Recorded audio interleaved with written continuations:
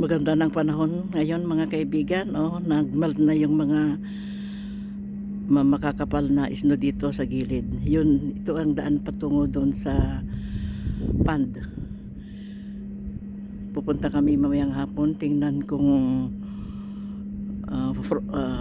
natunaw na yung mga isno, yung ice sa ibabaw ng pond. Ito mga kaibigan,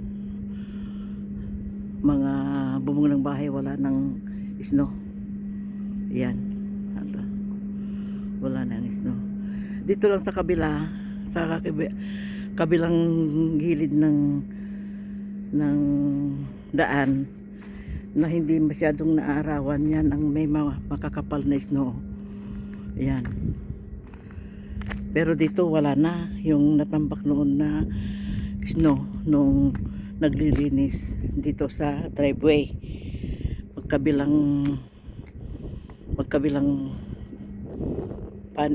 tabi ng driveway. Wala na yung mga isno. Kaya lang sa mga dito sa kapitbahay namin sa harapan, makapal pa ang isno kasi hindi naaarawan. Doon sa bandaroon, kasalukuyan nang tinutuloy yung construction doon.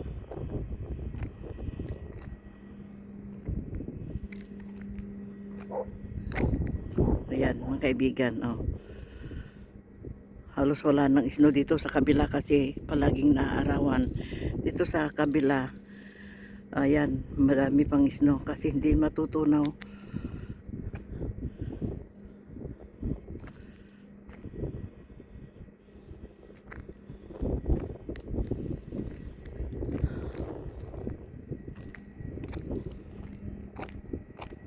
Dito ang kapaligiran namin dito sa komunidad na ito ang dinadaanan namin papunta doon sa pond. Mamayang hapon pupunta kami doon, titingnan namin kung natunaw na yung frozen pond. At ito mabubuhay muli ito, pero yung mga halaman dito na namumulaklak, aywan ko lang kung sisibol pa yung mga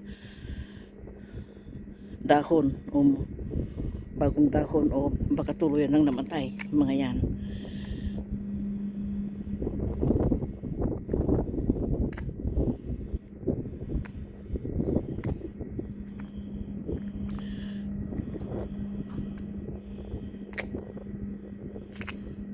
Hanggang dito muli mga kaibigan, maraming salamat.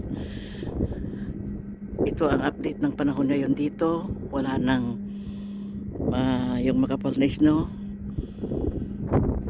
Doon lang sa kabila kasi hindi naarawan.